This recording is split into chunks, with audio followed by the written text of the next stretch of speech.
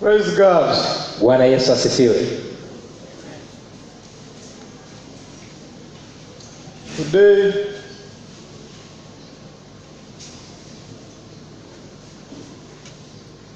is Mission Sunday. Leo ni siku ya umisheni. And it's also the day that members of City Harvest lakini pia ni siku ambayo washirika wa City Harvest make their annual pledge for missions. Wanatoa ahadi yao juu ya utoaji wao kwa ajili ya umisheni kwa mwaka mzima.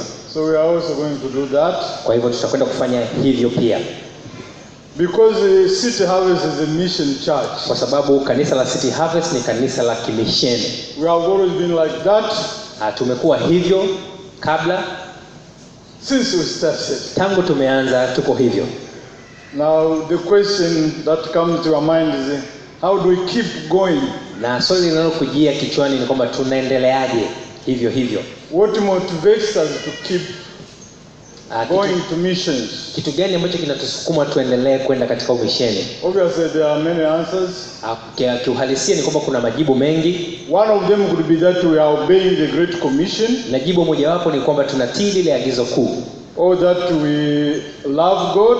Au kwamba tunampenda Mungu. Or that we love the lost.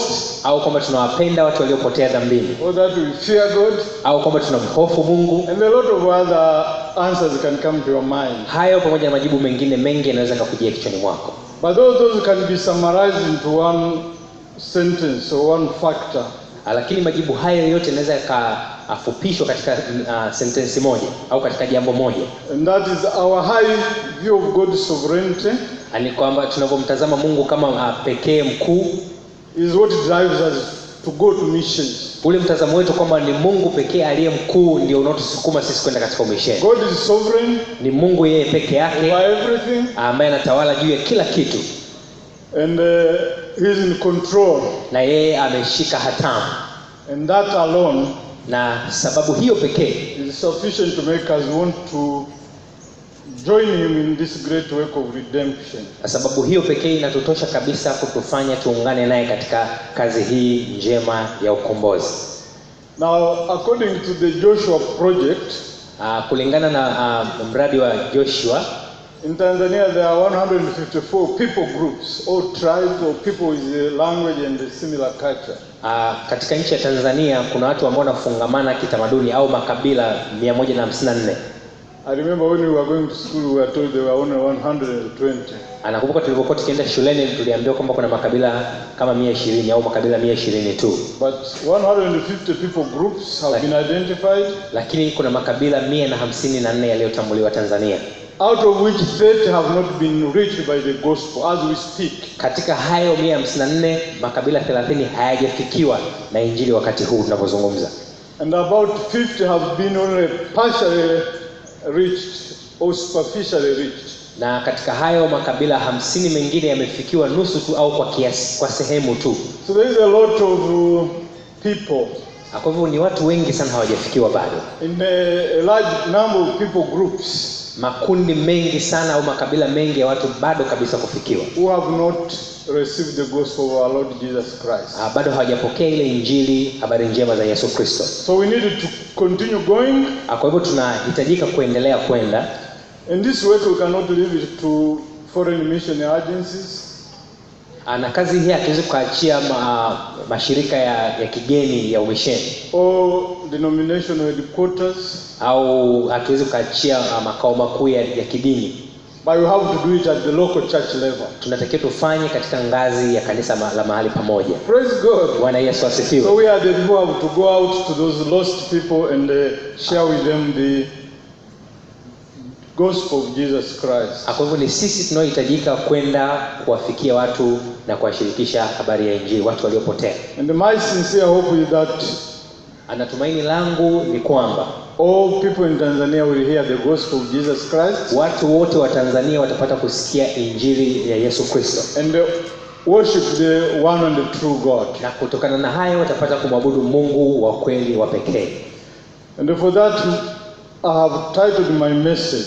Na kwa sababu hiyo the greatest motive for missions. Kitu kikuu zaidi ambacho kinatusukuma kwa ajili ya umisheni. And the text I will use is Revelation 5. na nitasoma kutoka katika kitabu cha Ufunuo sura ya 5, The whole chapter actually, verse 1 to 14. mstari wa kwanza mpaka wa 14, ambao ni sura yote ya kitabu cha Ufunuo. I let him read. 5. Nami nitasoma Ufunuo tena sura ya 5 mstari yote wa kwanza mpaka 14.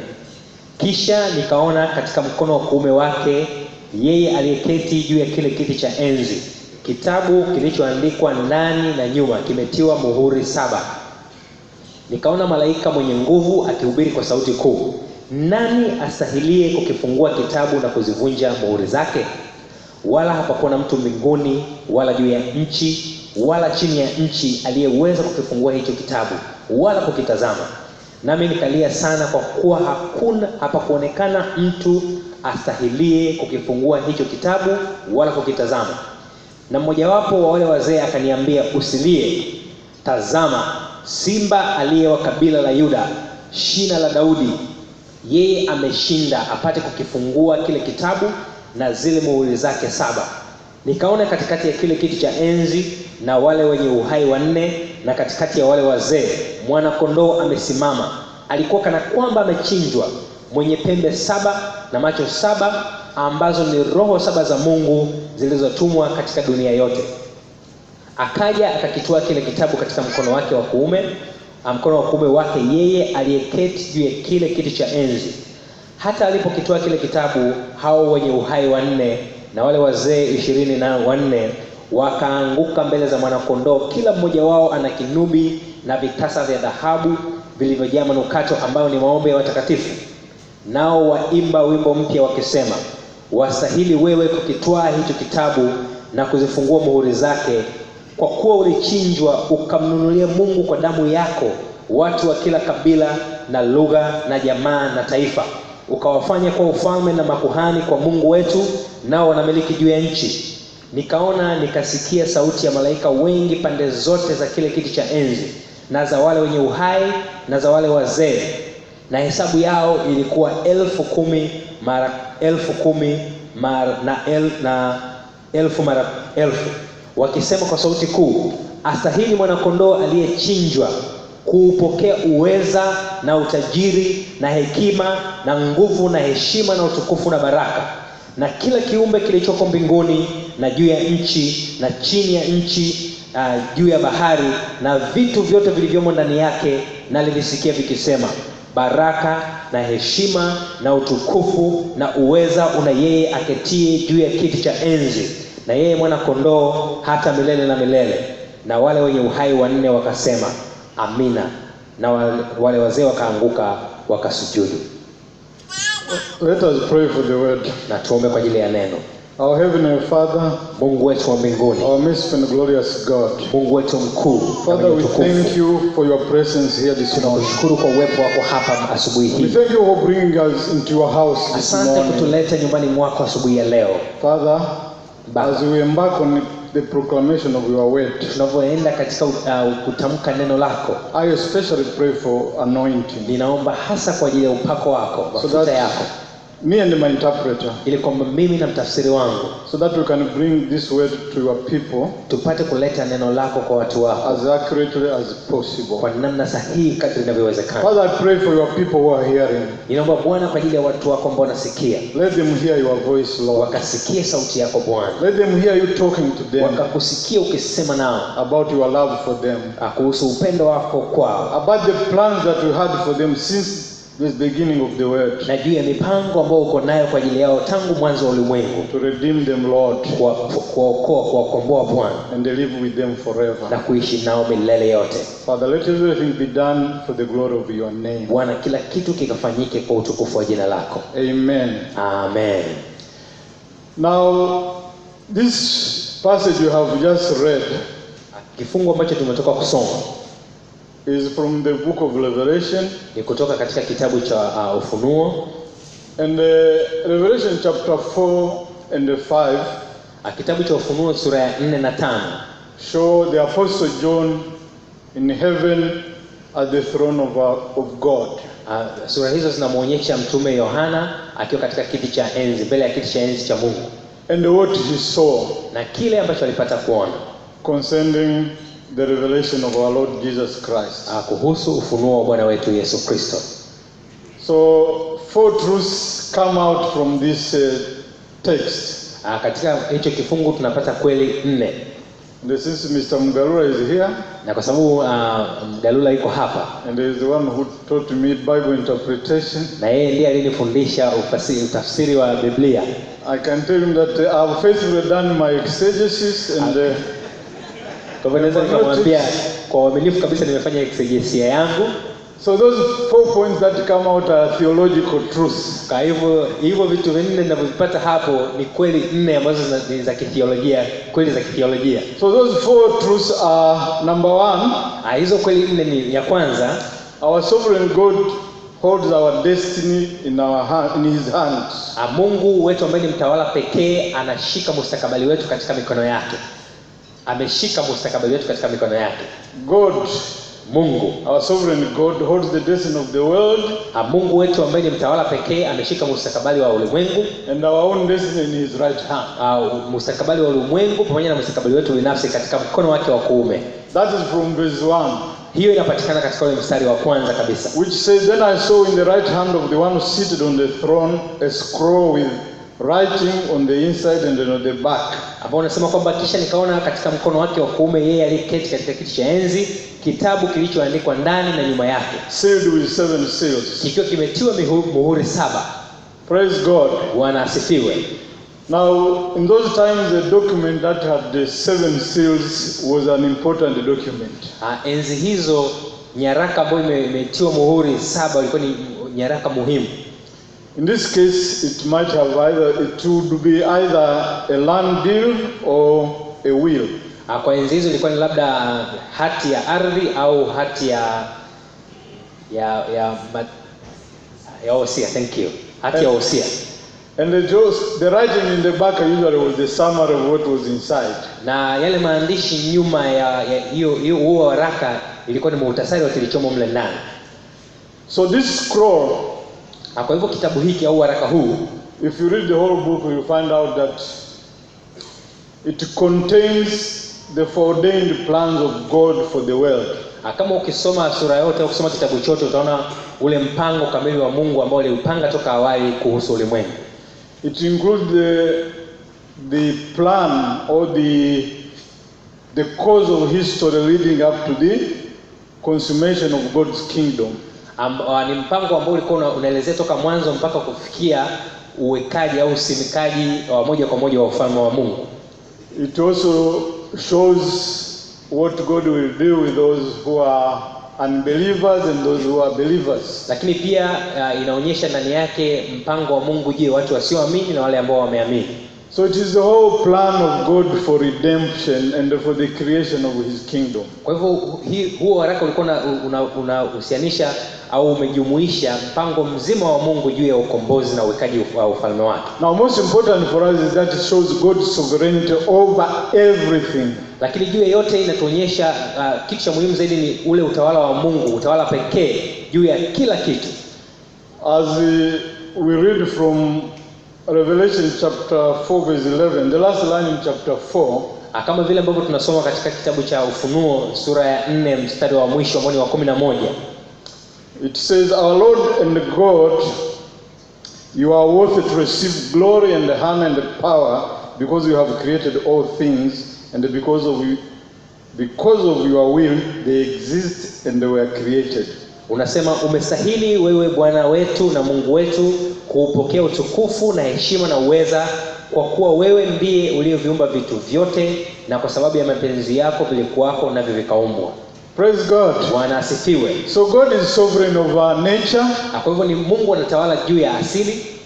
Everything that we see, kila kitu ambacho tunakiona, the sun, the moon, the wind, the rain, jua, mwezi, upepo, mvua, kila kitu. God has total control over those. Mungu ana utawala kamili juu ya vitu hivyo. He is also sovereign over nations. Lakini yeye pia ana utawala kamili juu ya mataifa. You remember one time we preached that our rulers, unakumbuka wakati fulani tulizungumza au tulihubiri kuhusu watawala wetu, are put here by God and they can rule them at his will.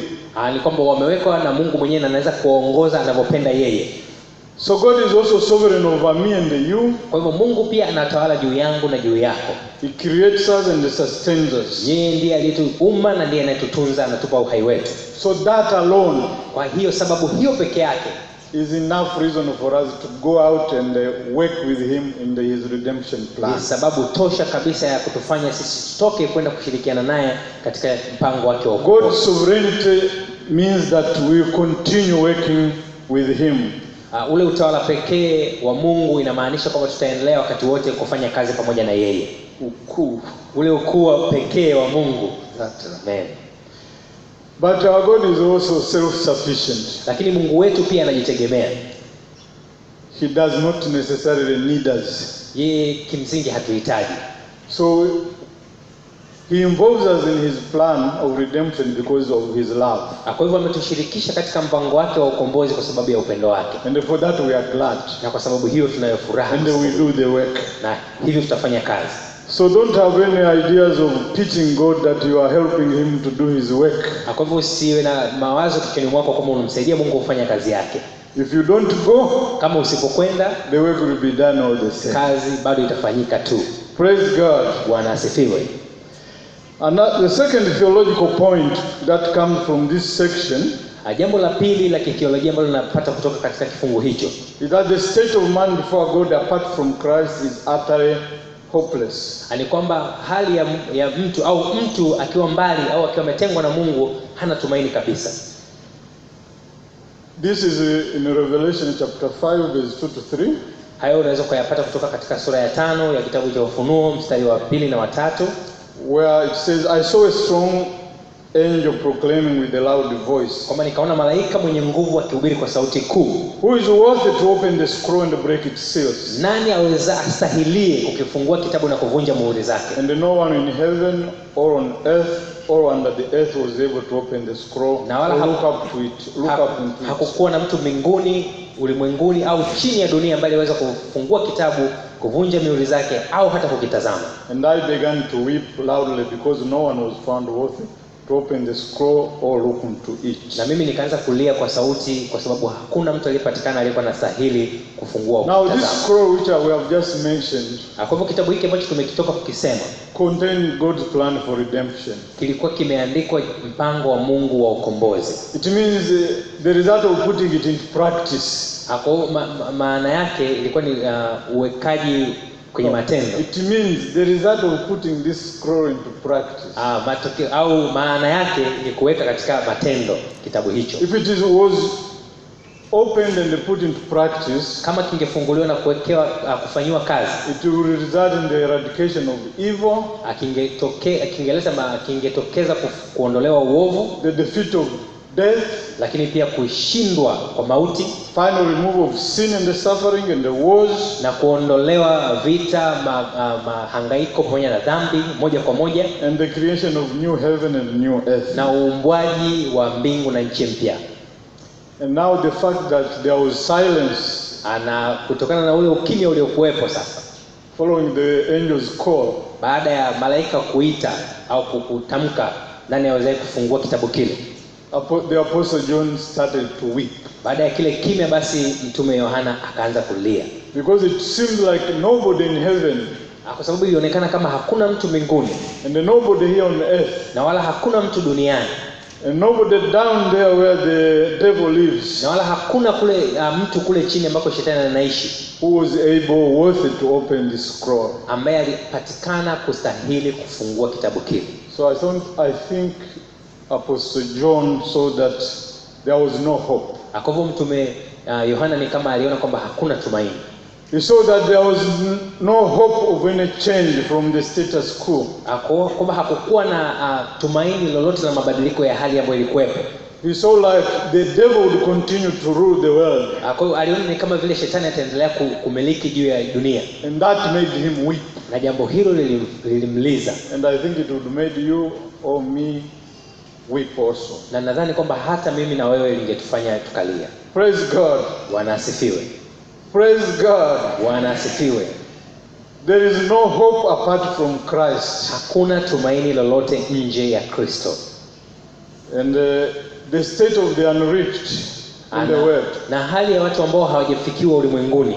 They haven't heard of God. Watu ambao hawajapata kusikia kuhusu Mungu. And they have no hope. Na ambao hawana tumaini kabisa.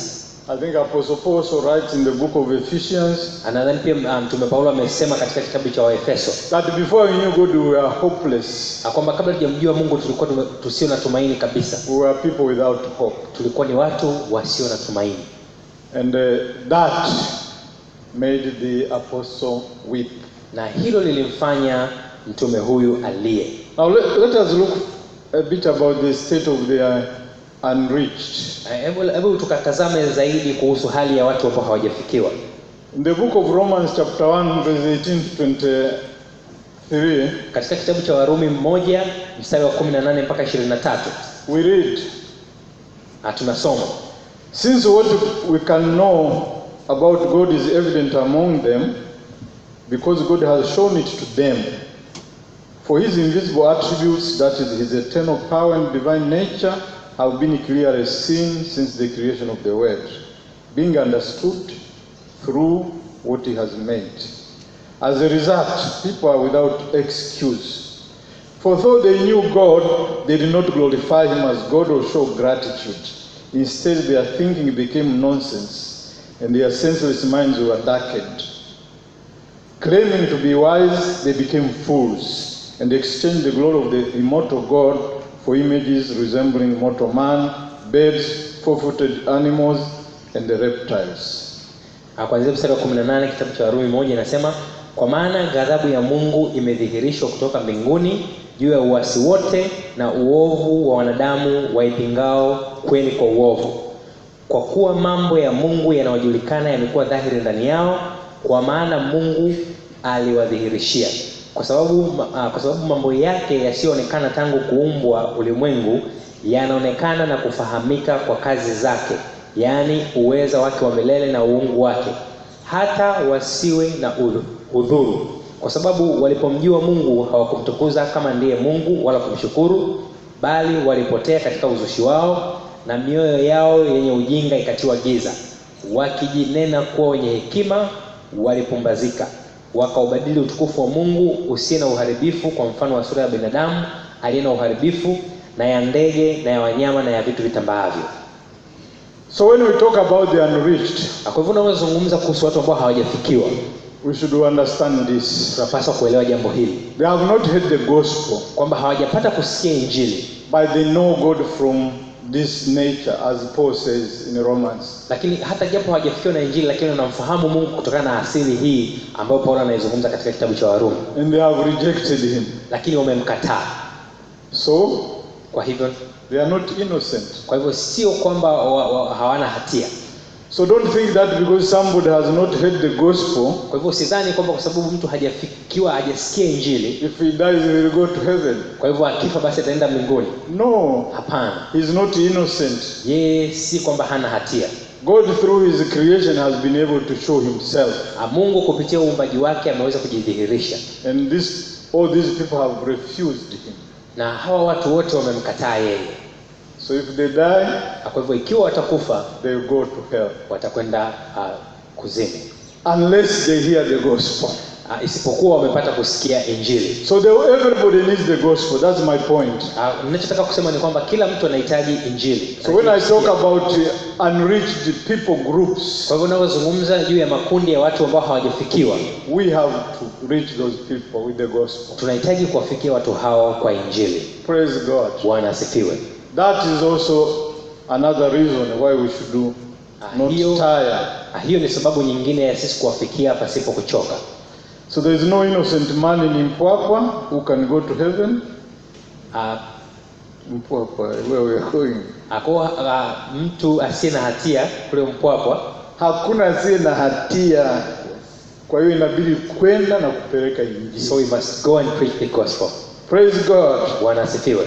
They are guilty before God and thus they need the gospel. Kwa hivyo wana hatia mbele za Mungu, kwa hiyo wanahitaji injili. Praise God. Bwana asifiwe. So that is clear from what we see John saying here. Kwa hiyo iko dhahiri, iko wazi kabisa kutoka na kile ambacho Yohana anasema hapa.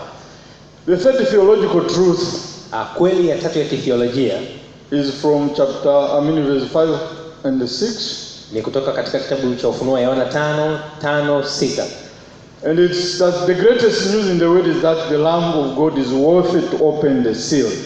Habari njema kabisa kuliko zote ulimwenguni ni kwamba mwana kondoo anastahili kufungua mihuri ya kitabu kile. Verse 5 says, then one of the elders said to me, stop crying. Mmoja wapo wale wazee akaniambia usilie. Look, tazama, the lion from the tribe of Judah, simba wa kabila la Yuda, the root of David, shina la Daudi, has been victorious so that he may open the scroll and its 7 seals. Yeye ameshinda apate kukifungua kile kitabu na zile muhuri zake 7. This is our Lord Jesus Christ. Huyu ndiye yule Bwana wetu Yesu Kristo. Praise God. Bwana asifiwe. He is worthy. Yeye anastahili. And he was promised centuries earlier. Na yeye alishatabiriwa, tulishaahidiwa juu ya ujio wake karne kadhaa kabla. In Genesis chapter 49 verse 10, katika kitabu cha Mwanzo 49 mstari wa 10, it says that the lion of the tribe of Judah to whom shall be the obedience of all peoples. Kwamba simba wa kabila la Yuda ambao kabila zote zitamtii. Yes, and then there is another in Isaiah chapter 11 verse 1 and 2. Lakini pia kutoka katika kitabu cha Isaya sura ya 11 mstari wa kwanza na wa pili, where there shall come from a shoot forth a shoot from the stump of Jesse, and a branch from his roots that shall bear fruit. Litachipuka shina kutoka katika kutoka kwa Jesse ambaye atazaa matunda. And also in Jeremiah 23:5, lakini pia kutoka katika kitabu cha Yeremia 23 mstari wa 5, I will raise up, declare the sovereign Lord. Bwana anatamka, nasema kwamba nitainua for David a righteous branch, and he shall reign as king. Tawi lenye haki kutoka kwa Daudi, naye atatawala kama mfalme. So our Lord Jesus Christ was predicted much earlier to be the one who would carry out this redemption plan. Kwa hivyo Bwana wetu Yesu Kristo alishatabiriwa mwanzo mbali sana kwamba yeye ndiye atakayeatimiza mpango huu. And in the book of John chapter 1 verse 29, lakini pia katika kitabu cha Yohana sura ya kwanza mstari wa 29, he said, look, the Lamb of God who takes away the sins of the world. Kwamba tazama mwana kondoo wa Mungu aichukuaye dhambi ya ulimwengu. So we can see that throughout history, kwa hivyo unaweza kuona kwamba katika historia nzima men and women have come and gone. Wanaume kwa wanawake wamekuja na kutoweka. The noblest of them, watu ambao wana staha ya juu zaidi, the strongest of them, watu wenye nguvu zaidi, the cleverest of them, wenye akili zaidi, but they all fell to sin and death. Lakini hawa wote walishindwa mbele ya dhambi na mauti. But this man came, lakini mwanaume huyu akaja, the Lamb of God, mwana kondoo wa Mungu, who was able to defeat both sin and death. Yeye aliweza kuvishinda vyote, dhambi pamoja na mauti. So he is the one worthy to open this scroll. Ndiye aliyestahili kufungua kile kitabu. So the consummation of the kingdom comes when he went to the cross and died for us. Kwa hivyo mwanzo wa ufalme wa Mungu ni pale alipokwenda msalabani na kufa kwa ajili ya dhambi zetu. Praise God. Bwana asifiwe. So when John heard that, kwa hivyo Yohana aliposikia jambo hilo, he stopped crying. Akaacha kulia. Praise God. Bwana asifiwe. And then the truth number 4, na kweli ya 4, is that the atonement of Christ is particular as well as global. Kwamba ule msamaha wa dhambi wa Kristo unahusika kwa mtu mmoja mmoja, lakini pia kwa ulimwengu mzima. Praise God. That is in verse 8 to 10. Hiyo inapatikana katika mstari kuanzia wa 8 mpaka wa 10. When he took the scroll, the 4 living creatures, hata alipokitoa kile kitabu, hao wenye uhai 4, and the 24 elders fell down before the Lamb, na wale wazee 24 wakaanguka mbele za mwana kondoo. Each one had a harp and the gold bowls filled with incense, kila mmoja wao ana kinubi na vitasa vya dhahabu vilivyojaa manukato, which are the prayers of the saints, ambayo ni maombi ya watakatifu. And they sang a new song, nao waimba wimbo mpya, You are worthy to take the scroll and to open its seals. wakisema wastahili wewe kukitoa hicho kitabu na kuzifungua muhuri zake, Because you were slaughtered and you redeemed people for God by your blood. kwa kuwa ulichinjwa ukamnunulia Mungu kwa damu yako. Ukamnunulia Mungu kwa damu yako watu wa kila kabila, People from every tribe watu wa kila kabila and the language na lugha and the people and nation. na jamaa na taifa. You made them a kingdom and a priest to our God. Ukawafanya ufalme na makuhani kwa Mungu wetu, And they reign on earth. nao wanamiliki juu ya nchi. Praise God. Wanasifiwe. So we see that Kwa hivyo the tunaona kwamba mwana kondoo ambaye amestahili, is worthy because he died. He was slaughtered. Amestahili kwa sababu alikufa, yeye alichinjwa, And by his blood he purchased us na kwa damu yake alipata kutununua for God. kwa ajili ya Mungu wetu, So that we can become his priests ili kwamba tukawafanyike makuhani wake and the rulers in this earth. na watawala tunaomiliki nchi. So this redemption or atonement is particular in the sense that it applies to an individual. Kwa hivyo ukombozi huu ni wa mtu binafsi, kwa maana kwamba unahusika au unafanya kazi kwa mtu binafsi, kwa ngazi ya mtu binafsi, mtu mmoja mmoja. Maybe we can read Ephesians chapter 1 verse 4 to 11. Tunaweza tukasoma kutoka kitabu cha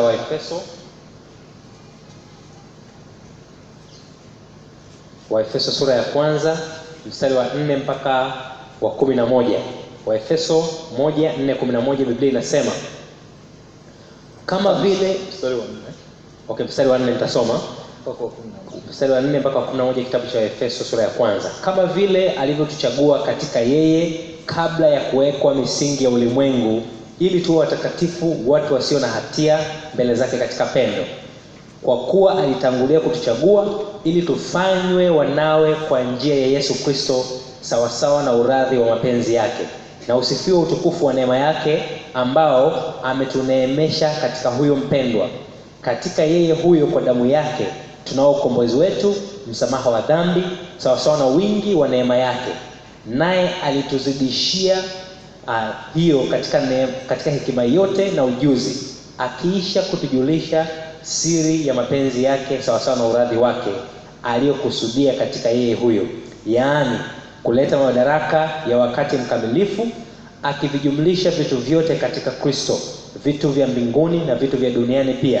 Naam, katika yeye huyo na ndani yake sisi tulifanywa urithi, huku tukichaguliwa tangu awali sawasawa na kusudi lake yeye, ambaye hufanya mambo yote kwa shauri la mapenzi yake. Praise God. Bwana asifiwe. So God purposed to save you. Kwa hivyo Mungu alikusudia kabisa kukuokoa. He purposed to purchase you even before the creation of the world. Alikusudia kabisa kukununua kwa damu ya thamani ya Yesu hata kabla ya ulimwengu kuumbwa. That is the sovereignty of God that we believe in. Na huo ndio utawala wa pekee wa Mungu ambao tunauamini. And that's what pushes us to go out and get the gospel to everybody. Na hicho ndicho kinachotusukuma twende huko kuwahubiria watu injili. Me and you have been born in an area where the gospel has already reached. Mimi nawe tumezaliwa katika maeneo ambako injili imeshatufikia. We didn't choose to be born in such an area. Hatungechagua kwenda katika eneo kama hilo. But it's God sovereignly put us there. Lakini Mungu mwenyewe kwa utashi wake alikusudia kutuweka hapo. So we have to take this good news to other people groups. Kwa hivyo nasi tunapaswa kuwafikia makundi mengine ya watu kwa injili. Praise God. Bwana asifiwe. It was God's sovereignty that you were born where you were. Ilikuwa ni utashi wa pekee wa Mungu kwamba uzaliwe pale ulipozaliwa. It was God's sovereignty that the gospel reached that place. Na mpango wake yeye mwenyewe kwamba injili kufikie mahali ulipokuwa. And then what you are required to do is to take that good news to another place where it has not reached. Kitu ambacho wewe unahitajika kufanya ni kuchukua injili hiyo na kupeleka maeneo ambako hawajafikiwa. Okay, the atonement is also global. Lakini pia msamaha wa dhambi ni wa ulimwengu mzima. As I said earlier, there are 30 people groups in Tanzania who have not been reached by the gospel. Kama nilivyosema awali kwamba kuna makundi ya makabila 30 ambayo hayajafikiwa. And a lot of other groups that have only partial knowledge of the gospel. Ana makundi mengine ambayo yana ufahamu mdogo tu wa sehemu juu ya injili. And if we don't reach those people, Na ikiwa sisi hatutawafikia watu hawa, but continue to evangelize where we are, lakini tukaendelea tu kuhubiri injili mahali tulipo, then we are missing the point of the Great Commission. maana hiyo tunakosa kubeba ile maana ya lile agizo kuu. Because the Great Commission says in part, Kwa sababu lile agizo kuu linasema katika sehemu yake, to make disciples of all nations, of all the peoples. kuwafanya wanafunzi katika mataifa yote, katika watu wote, kutoka kwa watu wote. So it doesn't matter if we evangelize the whole of Bahari Beach and they come to the Lord. Kwa hivyo haijalishi kwamba tutahubiri eneo la Bahari Beach watu wote wakamwendea Yesu. If there is one people group somewhere, Lakini kukiwa na kundi la watu sehemu fulani who have not been reached by the gospel, ambao hawajafikiwa na injili bado, then Jesus will not come. maana hiyo Yesu hatakuja. Praise God. Bwana asifiwe. The end will not come until you have reached all the people groups with the gospel. Mwisho wa dahari hautafika isipokuwa tumewafikia watu wote kwa injili ya Kristo. And these people have already been purchased by Jesus' death on the cross. Na watu hawa tayari wamekwisha kununuliwa na damu ya Yesu alipokufa pale msalabani. Let us go to every tribe and tongue and nation and share with them the gospel. Kwa hivyo tuwaendee watu wa kila kabila, kila lugha, kila jamaa na kila taifa, tuwafikishie injili ya Kristo. And why do that? Na kwa nini tufanye hivyo? Are we guilty because we heard the gospel before? Je, ni tunasikia hatia kwa sababu tumepata kusikia injili kabla? No. Hapana. The reason we go there is we want to glorify our King. Sababu ya sisi kwenda ni kwamba tunataka kumtukuza mfalme wetu. The one who holds our destiny in his hand. Yeye ambaye anashika mustakabali wetu katika mikono yake. The one who fashioned this redemption plan. Yeye ambaye aliunda mpango huu wa ukombozi. The one who put it into practice. Na yeye ambaye aliufanyia kazi. Praise God. Bwana asifiwe. So that is what John is telling us about his vision, or what he saw in the throne room of God. Kwa hivyo hicho ndicho kile Mtume Yohana anatuambia juu ya maono yake, juu alichokiona katika kiti cha enzi cha Mungu. He saw our Lord Jesus Christ being revealed. Alimuona Yesu Kristo Bwana wetu akidhihirishwa. And enthroned as the King of Kings and the Lord of Lords. Na akawekwa kama mfalme wa wafalme, Bwana wa mabwana. And we are also called to go and work with him. Na sisi pia tumeitwa kwenda kufanya kazi pamoja na yeye. Now I have three things that I would like us to do at City Harvest, at least for this year. Kwa hivyo nina vitu vitatu ambavyo natamani tuvifanye hapa City Harvest angalau kwa mwaka huu. In light of what I've just said. Kutokana na yale ambayo tumetoka kuyasema. The first thing we should do, jambo la kwanza tunalopaswa kulifanya, let us pray confidently for the spread of the gospel to all peoples. Tukaombe kwa ujasiri kabisa injili ikapate kusambaa kuwafikia watu wote. If there is any people group in this country that has not been reached by the gospel, ikiwa kuna kundi lolote la jamii ya watu katika nchi hii halijafikiwa na injili, let us pray that God show us that group and make us go there. Amen. Tuombe kwamba Mungu atufunulie tupate kujua juu ya watu hao na kutuwezesha kuwafikia. Amen.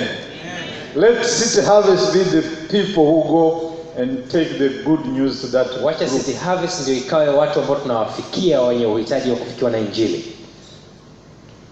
So the sovereignty of God, kwa hivyo utawala pekee wa Mungu, does not mean that we should not pray for the lost and the unreached. Haimaanishi kwamba tusiwaombee watu waliopotea na wale ambao hawajafikiwa. Because you can carry it to the extreme, you know. Kwa sababu unaweza ukaitafsiri ukaipeleka kwa ukaipotosha, ukaishia kuipotosha. You can say, since God is sovereign, let him reach them wherever he wants. Kwa sababu Mungu ndo anaweza kufanya yote, ndo mtawala juu ya yote, wacha afanye akawafikia watu. In fact, God's sovereignty requires us to pray. Kiuhalisia ni kwamba ule utawala wa pekee wa Mungu unatuhitaji sisi tuombe. In Revelation 5:8, have read 5:8. Ule mstari wa 8 anasema, hata alipokitoa kile kitabu, hao wenye uhai wanne na wale wazee wa 24 wakaanguka mbele za mwanakondoo, kila mmoja wao ana kinubi na vitasa vya dhahabu vilivyojaa manukato, ambayo ni maombi ya watakatifu. Those are the prayers of the saints. Ni maombi ya watakatifu. We see the same thing in chapter 8 when they start opening the seals. Hayo pia tunaona katika sura ile ya 8 kule ambako walianza kufungua zile mihuri. So God has ordained that the prayers of the saints Kwa hivyo Mungu ameagiza maombi ya watakatifu to bring about the coming of his kingdom. hayo yapelekee kuleta ufalme wake. God will consummate his kingdom ultimately in gracious response to the prayers of his people. Mungu atausimika kiuhalisi ufalme wake kama mwitikio au kama majibu ya maombi ya watu wake. So we have to pray. Kwa hivyo tunapaswa kuomba. In the morning I told them that when we started missions here, Asubuhi niliwaambia tulipoanza umisheni hapa, we were praying every week for missions. tulikuwa tukiomba kila wiki kwa ajili ya umisheni. In that small group that constituted the Department of Missions. In that small group that made up the Department of Missions. Tulikuwa tukiomba kila wiki kwa kile kikundi kidogo ambacho kilikuwa kikiunda idara ya umisheni. But as we became more successful, then we stopped somehow. Lakini tulipofanikiwa zaidi tukajikuta kwa namna fulani tumeacha kufanya hivyo. So nowadays we pray randomly for missions. Sasa hivi tunaomba pasipo mpangilio. Tunaomba juu ya umisheni pasipo mpangilio. So this year what we have to do Kwa hivyo tunachopaswa kufanya mwaka huu is to have weekly prayers for missions. kuwa na maombi ya kila juma kwa ajili ya umisheni. Praise God. Bwana asifiwe. And we also try to arrange at least 2 weeks of fasting and prayer for missions. Lakini pia tutajitahidi kupangilia angalau wiki 2 kwa ajili ya kufunga na kuomba kwa ajili ya within umisheni this year. ndani ya mwaka huu. That will be a recognition of the fact that God usually he has shown to respond, or has ordained rather, to respond to the prayers of his saints for all his major undertakings. Na hiyo itakuwa ni katika kutambua kwamba Mungu ameagiza maombi ili apate kujibu au apate kuleta yale ambayo amekusudia kuyaleta. Praise God. So we pray for his kingdom to come. Kwa hivyo tutaomba kwa ajili ya ufalme wake kuja. Matthew 24:14 says, Kitabu cha Mathayo 24:14 kinasema, the gospel of the kingdom will be proclaimed as a testimony to all nations, and then the end will come. Kwamba injili itahubiriwa kwa mataifa yote kama ushuhuda, halafu ule mwisho utakuja. Praise God. And so we should pray for the end to come. Kwa hivyo tunapaswa kuomba ili ule mwisho uje. Amen. Amen. We have to pray for the end to come. Sisi tunapaswa kuomba ili ule mwisho uje And come quickly. na uje kwa haraka, So that we can be ili kwamba tukapate kuwa in God's presence as our brother John was. Tukapate kuwa katika uwepo wa Mungu kama vile ndugu yetu Yohana alikuwa. Now in practice really, Lakini katika utendekaji wake hasa, we really don't know what these terms, people, groups, or nations, languages, and what mean. It's precisely. hatujui kwa hakika au kwa namna sahihi zaidi ya haya makundi ya watu, taifa, lugha yanavyomaanisha. But we don't need to know. Lakini wala hatuhitaji kujua. The only test we can use that since Christ has not come, Kitu pekee au kipimo pekee ni kwamba kwa sababu Kristo hajakuja bado, then the task is not finished. kwa hivyo kazi haijakamilika. So we should go. Kwa hivyo lazima tuende. Praise God. Bwana asifiwe. So that is this year what we are going to do. We are going to pray Kwa hivyo mwaka huu ndiki tunakwenda kukifanya. Tutakwenda kuomba for missions. kwa ajili ya umisheni. All aspects of missions. Kila jambo linalohusiana na umisheni. But we are also going to pray that Lakini pia tunakwenda kuomba kwamba the end come quickly. mwisho wa dahari ufike haraka. The second thing that we should do this year Na jambo la pili tunalopaswa kulifanya mwaka huu is to give sacrificially. ni kutoa kwa kujidhabihu. That means according to Psalm 67, Na hiyo inamaanisha kulingana na kitabu cha Zaburi sura ya 67, which says that God gives his people worldly wealth for the spread of worldwide worship. Mungu anawapa watu wake mali ili kusambaza ibada, au ili kwamba ibada isambae ulimwenguni kote, So that they should worship him. ili kwamba watu kote ulimwenguni wakapate kumwabudu. This morning I told them about the group that we partnered with last time we went to Berege. Asubuhi ya leo niliwaambia juu ya kundi ambalo tuliungana nao au tulishirikiana nao tulikwenda Berege. They call themselves kufika kusikofikiwa. Wanajiita reaching to the unreached. And under their banner they have a sentence that says, Kwenye alama yao, kwenye nembo yao wana sentence inasema, tumpelekee Mungu watu wake wamwabudu. Let us send God his people to worship him. So that is exactly what you are giving sacrificially will do. Kwa hivyo hicho ndicho kule kutoa kwako kwa kujidhabihu kitafanya. It will make us rich, God's people, kutatufanya tuwafikie watu wa Mungu who are unreached so far, ambao mpaka sasa hawajafikiwa bado, so that they can also come and worship him, ili kwamba na wao wapate kufika au kumwendea Mungu na kumwabudu. Praise God. So on this issue of sacrificial giving, kwa hivyo hili jambo la kutoa kwa kujidhabihu, I think we have been talking about it for a while. Nadhani tumelizungumzia mara kadhaa, mara nyingi, but it's very important. Lakini ni jambo la muhimu sana. Later we'll tell you about our budget. Hapo mbeleni tutawaambieni kuhusu budget yetu and what is needed this year. Na kile kinahitajika mwaka huu. The third thing and the last thing that I would like us to do this year, jambo la tatu na la mwisho ambalo ningependa tulifanye mwaka huu, is to plan to go to all peoples. Ni kupanga kwenda kwa watu wa jamii zote au watu wote. To plan intentionally to go to all peoples. Kupanga kwa kukusudia kabisa kuendea watu wote. All City Harvest members should plan to go to missions. Watu wote washirika wa City Harvest, wanachama wa City Harvest wanapaswa kupanga kwenda umisheni.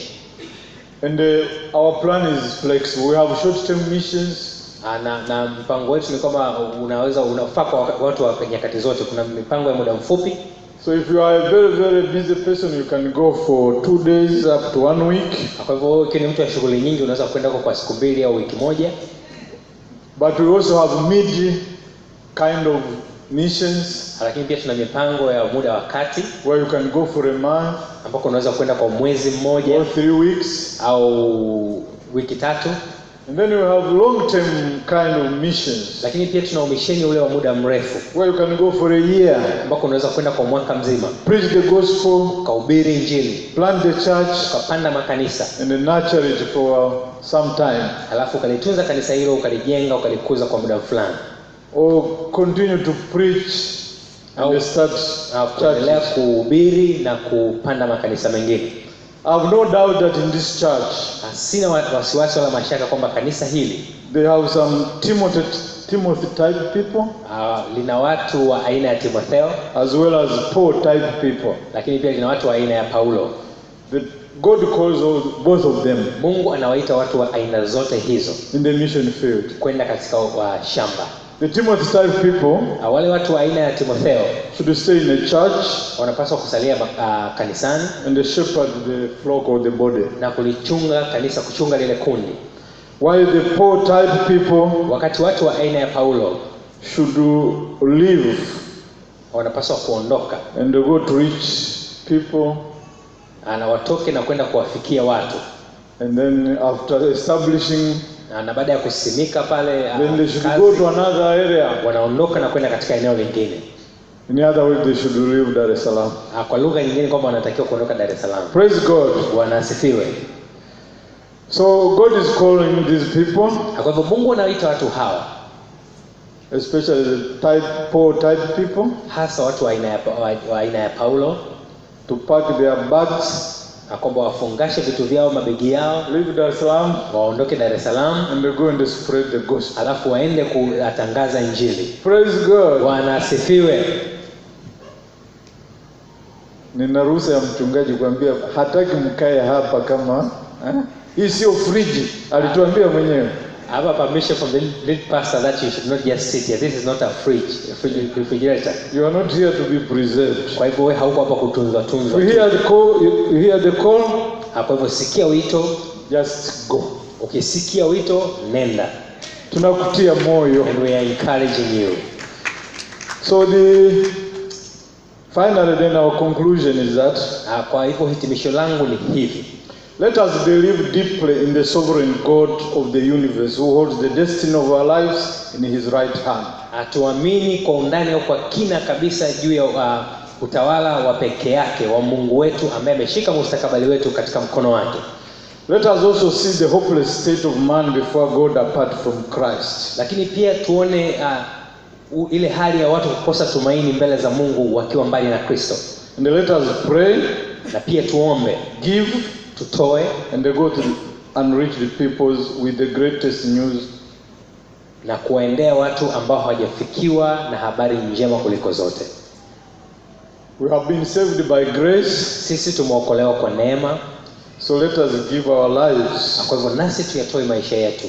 Let us lose our lives. Tupoteze maisha yetu if necessary, ikihitajika, ikilazimika hivyo, for the advancement of Christ's kingdom, kwa ajili ya kujenga ufalme wa Kristo, and the accomplishment of Christ's commission, na pia kutimiza lile agizo la Yesu Kristo.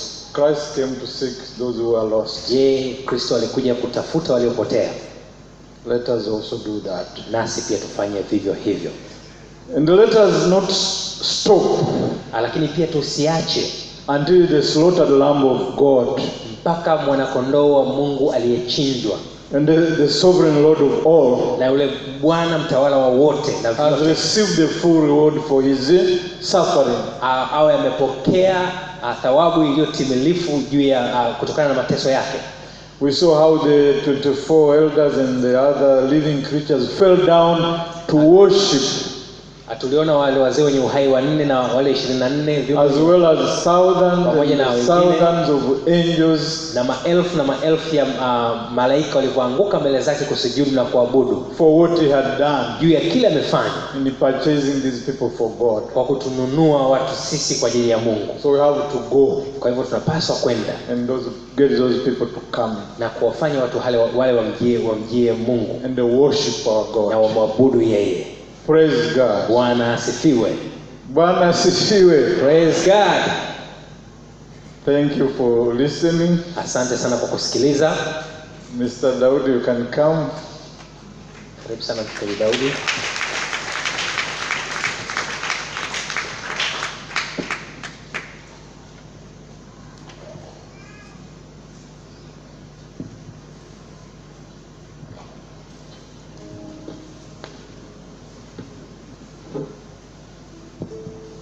Amen.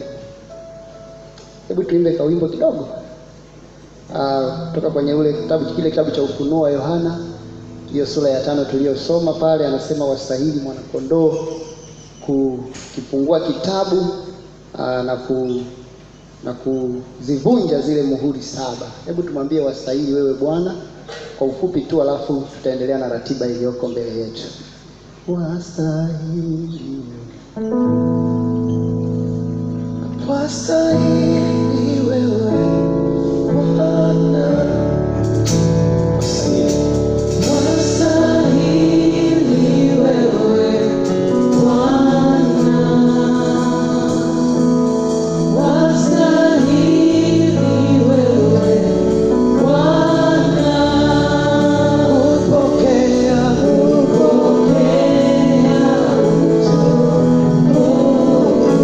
tunasoma tukaimba wote wastahili.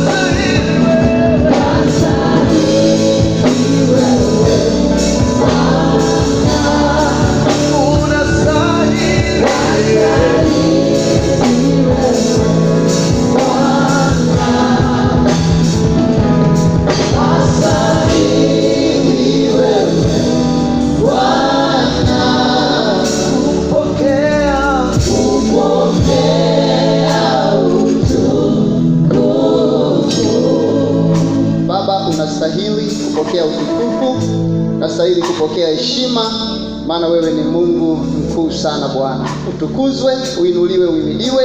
Asante kwa neno lako Mungu ambalo limepita katikati yetu mchana wa leo. Baba, tunakutukuza na kukubariki katika jina la Yesu. Amen. Amen. Tumpe Yesu makofi mengi. Amina. Tunaweza kukaa.